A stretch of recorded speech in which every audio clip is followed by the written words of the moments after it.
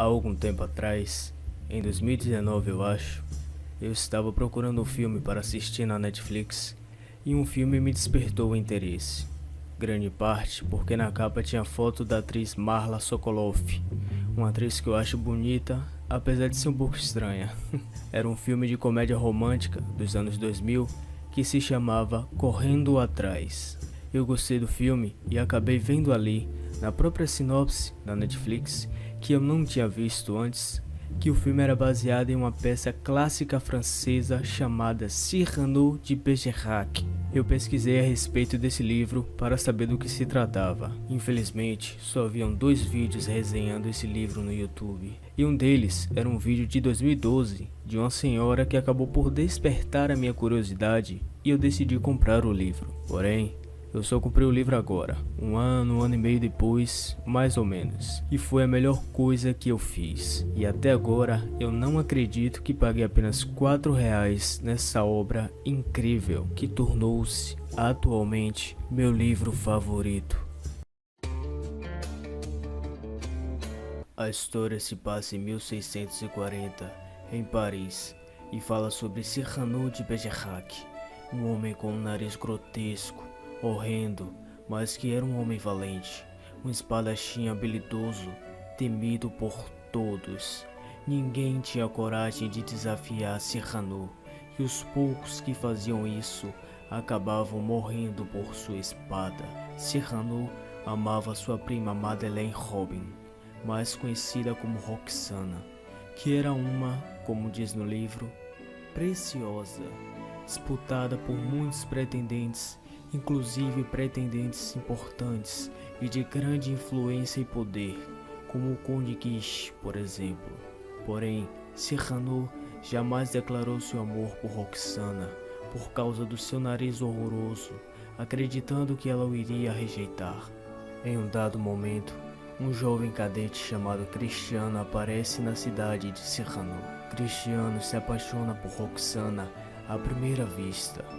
Eles se viram apenas 2 vezes de longe e nunca conversaram. Roxana, porém, também interessou-se por Cristiano. Ela descobriu que ele era um cadete recém-chegado que ia fazer parte da companhia do seu primo Cyrano, uma companhia conhecida por ter os homens mais bravos e valentes. Roxana soube que essa companhia costumava pregar peças nos novos cadetes e pede a Cyrano, um homem temido e respeitado, para que o proteja, bem como para dizer a Cristiano para escrever para ela. Cyrano acaba conhecendo Cristiano por acaso. Vendo que Cristiano é um homem valente, Cyrano o aprova. Ele vê que Cristiano de fato é digno da sua prima. Cyrano revela que Roxana é sua prima e que ela havia gostado de Cristiano e que havia pedido para ele escrever para ela. Cristiano, contudo, diz que não sabe falar sobre amor, que ele não é bom com as palavras. Cyrano, desejando ter a bela aparência daquele rapaz, decide ajudá-lo a conquistar Roxana. E assim, através de Cristiano, ele vive uma fantasia que jamais poderia. Cyrano, que era um grande poeta também, então passa a escrever para Roxana em nome de Cristiano. Roxana adora aquelas cartas e acaba por amar Cristiano. Um dia, um imprevisto acontece quando Roxana, sentada com Cristiano em um banco no jardim da sua casa, pede para que ele fale sobre amor. Cristiano não consegue. Roxana se decepciona e vai embora, dizendo para ele somente procurar ela quando sua inspiração voltar. Cyrano pensou em algo para que Cristiano não perdesse o amor de Roxana. Em frente ao quarto de Roxana, Cyrano, escondido, sussurrava para Cristiano o que ele tinha que falar para ela. Cristiano repetia as palavras de Cyrano, porém ele travava, gaguejava, e Roxana não estava gostando disso. Ele não parecia ser o mesmo. Então, aproveitando-se da grande escuridão, Cyrano troca de lugar com Cristiano e começa a recitar um poema de amor com sua grande eloquência e atuação. O espírito do amante de Roxana retornara. Ela fica extasiada e declara seu amor a Cristiano. E este acontecimento é de fundamental importância para algo que vai acontecer mais para frente na história. Cristiano então volta a assumir o seu papel para beijar Roxana. O Conde Guiche surge. Cristiano entra no quarto de Roxana e se esconde na casa dela. O Conde bate a porta e revela a Roxana ali mesmo que ele iria para a guerra. Isso significava que a companhia de Cyrano e Cristiano iriam para a guerra também. O Conde Guiche odiava Cyrano e buscava vingança.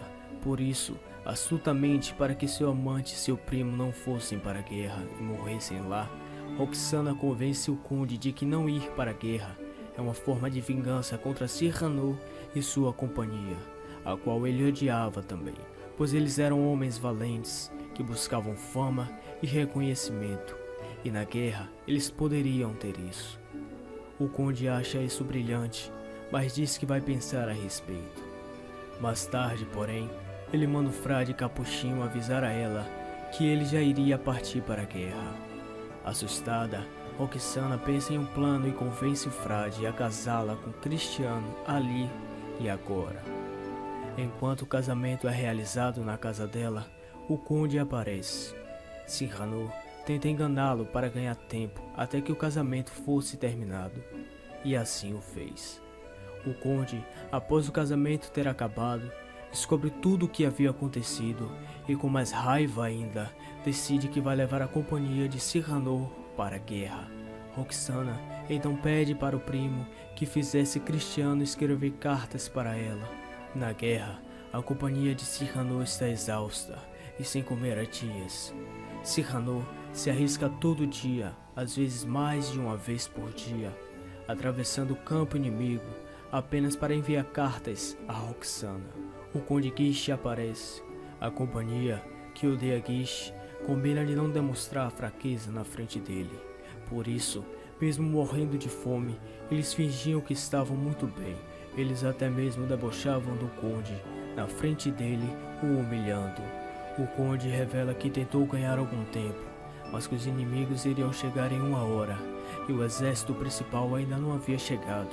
Então a companhia de Cyrano teria que servir na linha de frente e aguentar ao máximo. E isso só significava uma coisa: todos eles iriam morrer. Neste momento tenso, o mais inesperado acontece. Roxana aparece em uma carruagem. Ela queria ver o amante dela e morrer junto a ele. Todos pedem para que ela vá embora, pois os inimigos já se aproximam, mas ela se recusa.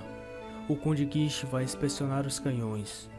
Enquanto isso, é revelado que o homem que trouxe Roxana era o grande confeiteiro da cidade e amigo de todos da companhia, e ele havia trazido um grande banquete para todos, uma grande surpresa que emociona os leitores. Eles devoram o banquete matando a fome. Tempos depois, o Conde retorna e eles escondem a comida para que ele não coma. O Conde, vendo Roxana, novamente manda ela ir embora. Roxana, mais uma vez, se recusa. Ele então diz que jamais permitiria deixar uma dama naquela situação e resolve ficar ali, ao lado dela e de todos.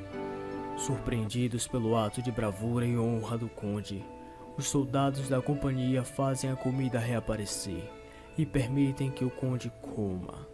À parte, Roxana diz a Cristiano que seu amor por ele transcendeu o físico e que agora ela não mais amava a beleza dele. Portanto, não se importava se ele fosse feio, horroroso, grotesco, porque agora ela amava a alma dele.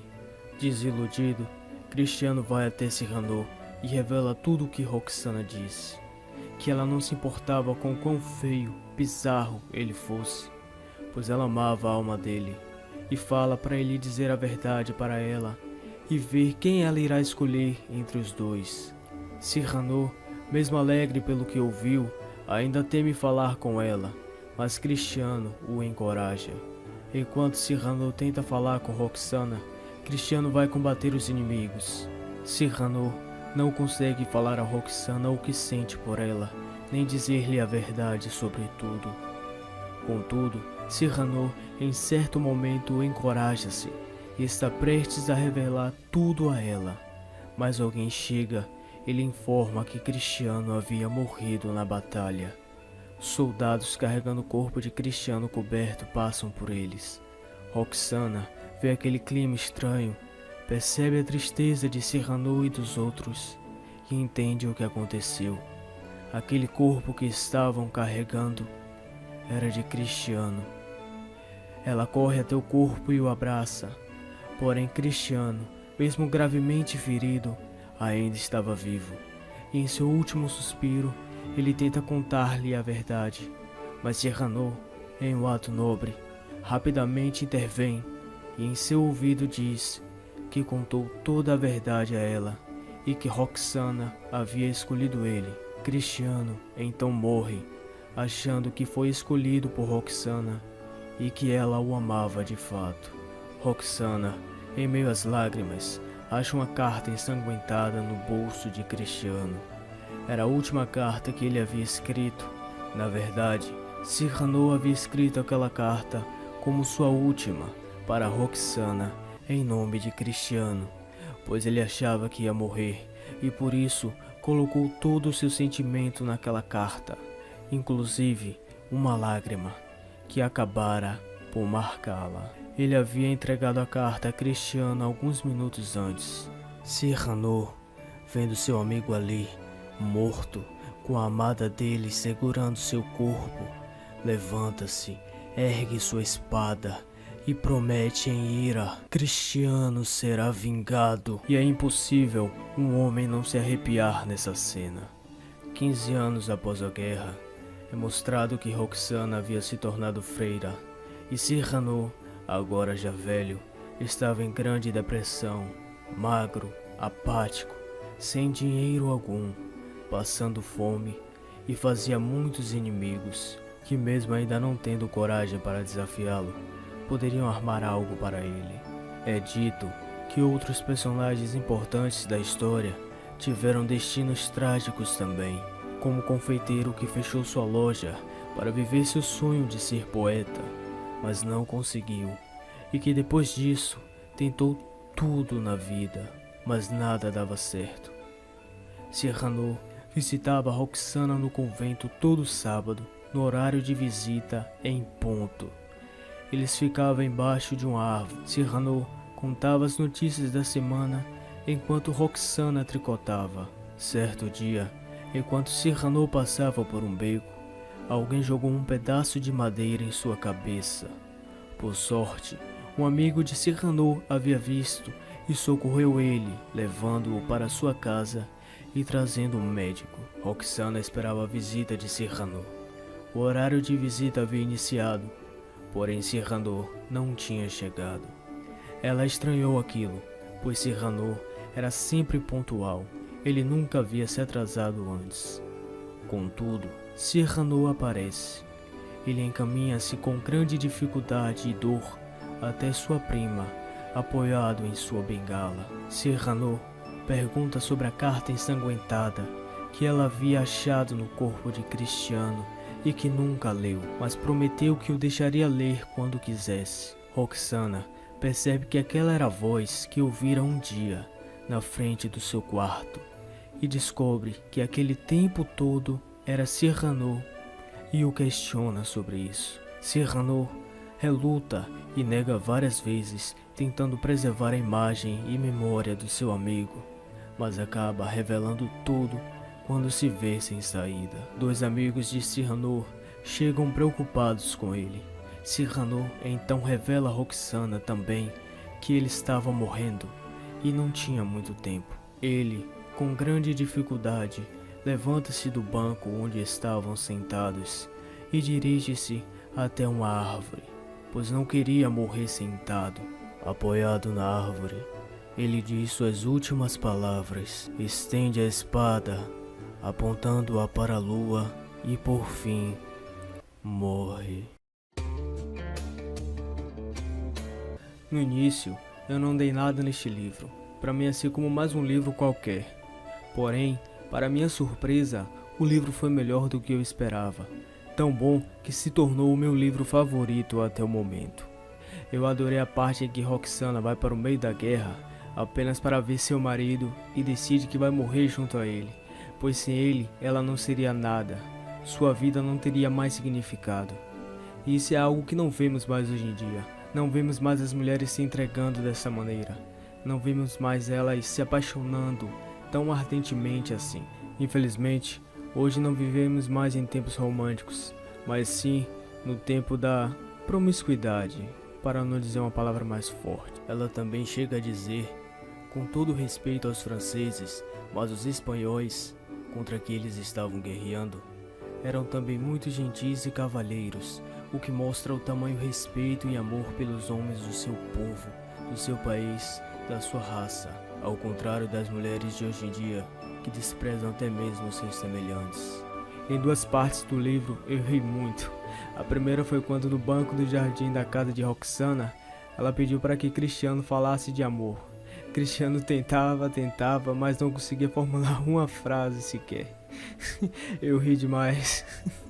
E a outra foi quando Cristiano e Roxana estavam se casando dentro de casa e o conde estava chegando e Cyrano tenta enganá-lo para ganhar tempo até que o casamento termine.